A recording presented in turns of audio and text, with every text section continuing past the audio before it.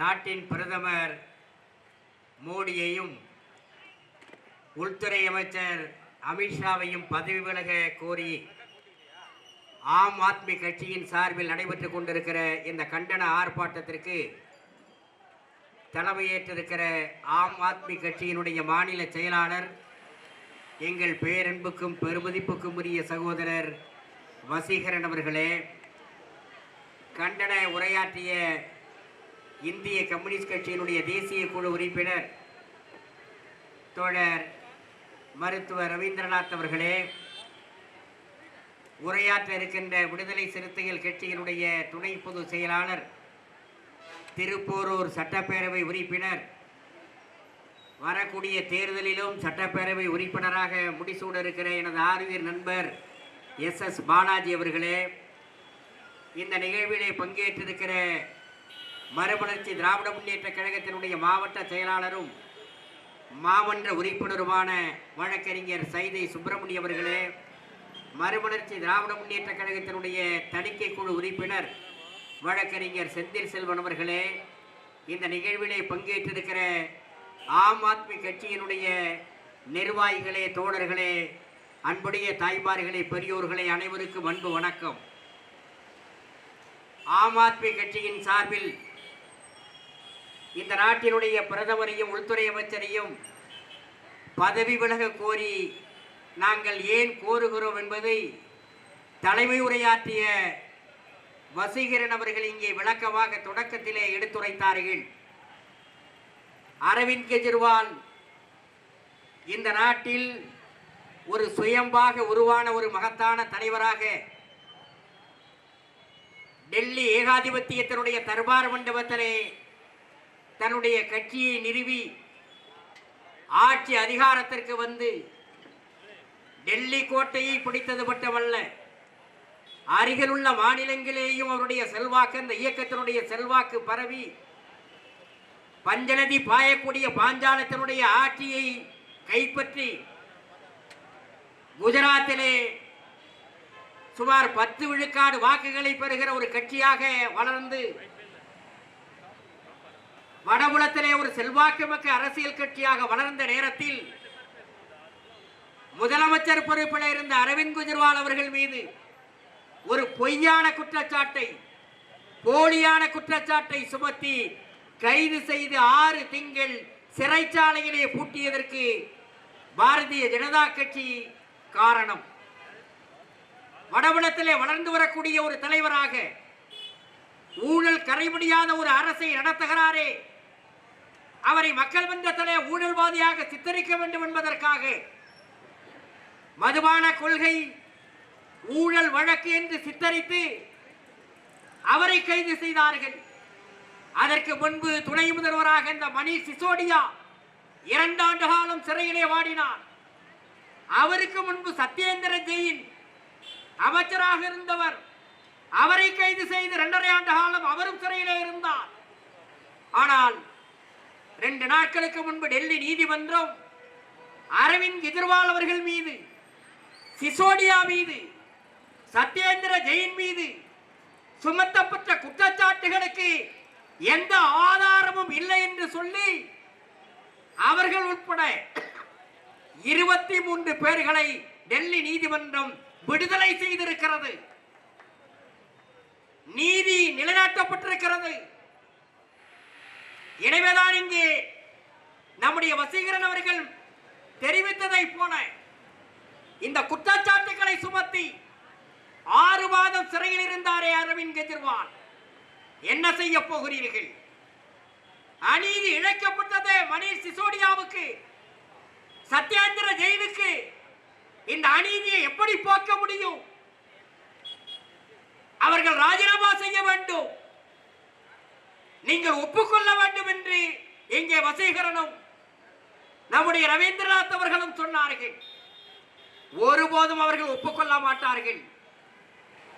Doctor Rabindranath குறிப்பிட்டதை போல RSS BJP என்பது ஆட்சி அதிகாரத்துக்கு வருவதற்காக எதையும் செய்வார்கள். நாடாளுமன்ற ஜனநாயகத்தை அவர்கள் மதிக்க மாட்டார்கள். அரசு இறையாண்மை மிக்க எந்த அமைப்புகளையும் அவர்கள் மதிக்க மாட்டார்கள்.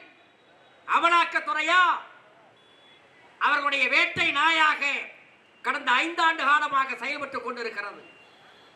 சிபிஐயா, வருமான வரித்துறையா, அனைத்து அரசியல் இயந்திரங்களும் அரசு இயந்திரங்களும் காவி படர்ந்து விட்ட இயந்திரங்களாக மாறிய காரணத்தால் எதிர்க்கட்சிகள் மீது குற்றம் சுமத்தி அவர்கள் ஆளுகிற மாநிலங்களில் குழப்பத்தை ஏற்படுத்தி பாரதிய ஜனதா கட்சியினுடைய ஆட்சியை கொண்டு வருவதற்கு தொடர்ச்சியாக அவர்கள் கையில் எடுத்திருக்கிற ஆயுதங்கள், அது இடியாக இருந்தாலும், சிபிஐயாக இருந்தாலும், ஐடியாக இருந்தாலும், இதை பயன்படுத்துகிறது RSS பின்னணியில் இருக்கிற பாரதிய ஜனதா அரசு.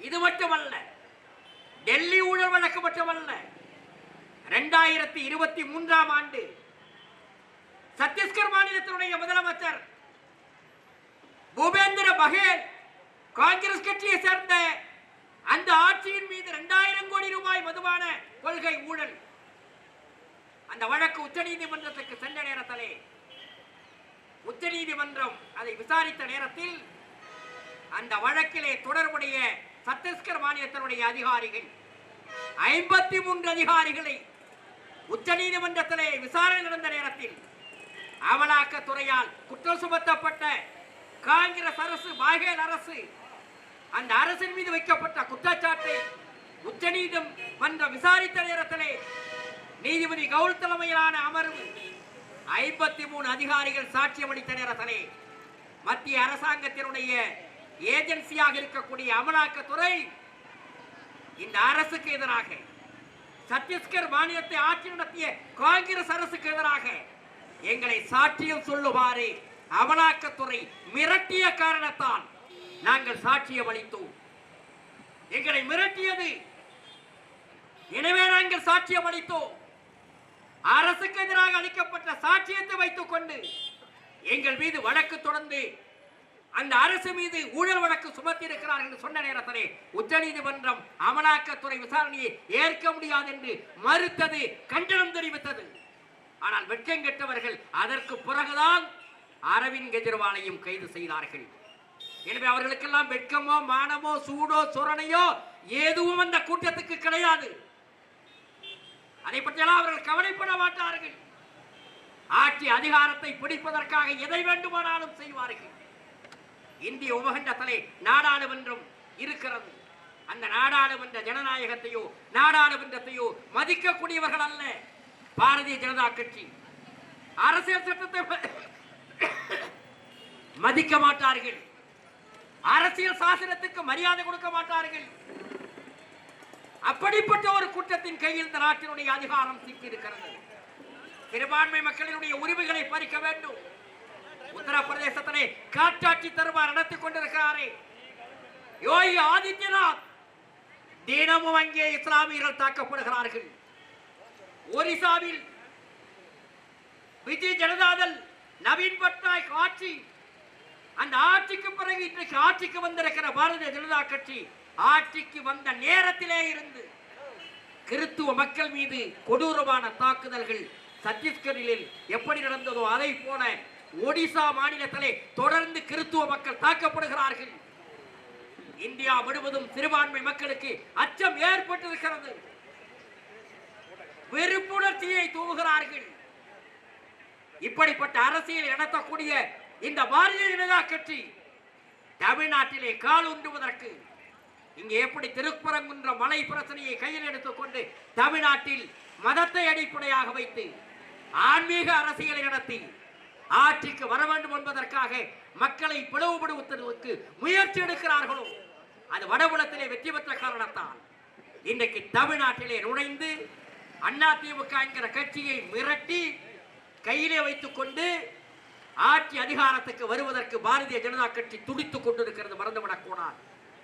ஒரு மாநில கட்சி, இந்த நாட்டை 30 ஆண்டு காலம் ஆண்ட கட்சி, அந்த அதிமுகவை சிதைத்து சின்னாபின்னமாக்கி ஒன்றுமில்லாமல் செய்துவிட்டால் தமிழ்நாட்டில் அடுத்த முறை ஆட்சிக்கு வருவதற்கு, தமிழ்நாட்டில் அரசியல் அதிகாரத்தை கைப்பற்றுவதற்கு முடியும் என்று பிஜேபி நினைக்கிறது. நான் ஒரு செய்தியை சொல்ல விரும்புகிறேன். இங்கே வீட்டிருக்கிற என்னுடைய நண்பர் சட்டப்பேரவை உறுப்பினர் பாலாஜி ஆனாலும் நம்முடைய வசீகரன் அவர்கள் ஆனாலும் நான் இந்த கருத்தை உங்களிடத்திலே சொல்ல விரும்புகிறேன். உங்கள் மூலமாக நாட்டு மக்களுக்கு சொல்ல விரும்புகிறேன். 1992 ஆண்டு அக்டோபர் மாதம் அன்றைக்கு வெளிவந்த இல்லஸ்ட்ரேட்டட் வீக்லி குஷ்வந்த் சிங் ஆசிரியராக இருந்து நடத்திய புகழ்பெற்ற ஆங்கில பத்திரிகை 92 ஆண்டு தமிழ்நாட்டு அரசியல் நிலைமையை பற்றி ஆய்வு எழுதி அந்த கட்டுரையிலே அன்றைக்கு RSS துணைத் தலைவராக இருந்த கோவிந்தாச்சாரியா தமிழ்நாட்டை சேர்ந்த பார்ப்பனர். அவர் RSS அன்றைக்கு துணைத் தலைவராக இருந்தார். அவருடைய பேட்டியை எடுத்த நேரத்திலே அவர் சொன்னார், தமிழ்நாட்டில் திராவிட இயக்கம் காலூன்றிருக்கிற தமிழ்நாட்டில் நாங்கள் காலூன்றுவதற்கான எல்லா முயற்சியும் தொடங்கி இருக்கிறோம். ஒரு வெற்றிடத்தை ஏற்படுத்துவோம். ஏற்படும் என்று சொல்லவில்லை, ஏற்படுத்துவோம். இன்னும் 4 டிகேட்ஸ் 92 4 டிகேட்ஸ் என்றால் ஒரு டிகேட் என்றால் 10 ஆண்டுகள். இன்னும் 40 ஆண்டு காலம் கழித்து தமிழ்நாட்டில் ஆட்சி பீடத்தை கைப்பற்றுவோம் என்று 92 அக்டோபர் இல்லஸ்ட்ரேட்டட் வீக்லி பத்திரிகை பேட்டியிலே கோவிந்தாச்சாரியா RSS உடைய துணைத் தலைவர் சொன்னார். அவர்கள் சொன்ன அந்த 40 ஆண்டு காலம் நெருங்கிக் கொண்டிருக்கிறது, மறந்துவிடாதீர்கள். நாளைக்கு ஆட்சிக்கு வந்து விடுவோம் என்று சொல்லவில்லை, நாளை மறுநாள் ஆட்சிக்கு வருவோம் என்று சொல்லவில்லை. 92 ஆண்டு 40 ஆண்டு காலம் கழித்து ஆட்சிக்கு வருவோம் என்று சொல்கிறான் என்றால் அவ்வளவு திட்டமிடல்.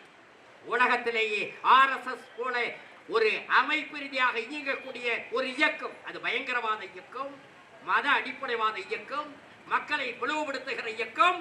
ஆனால் கட்டுப்பாட்டோடு அவர்கள் என்ன நோக்கத்தை நினைத்துக் கொண்டிருக்கிறார்களோ அதை நிறைவேற்றுவதற்கு 100 விழுக்காடு திட்டம் தீட்டி அதை செயல்படுத்துகிற இயக்கம். மறந்துவிடக் கூடாது.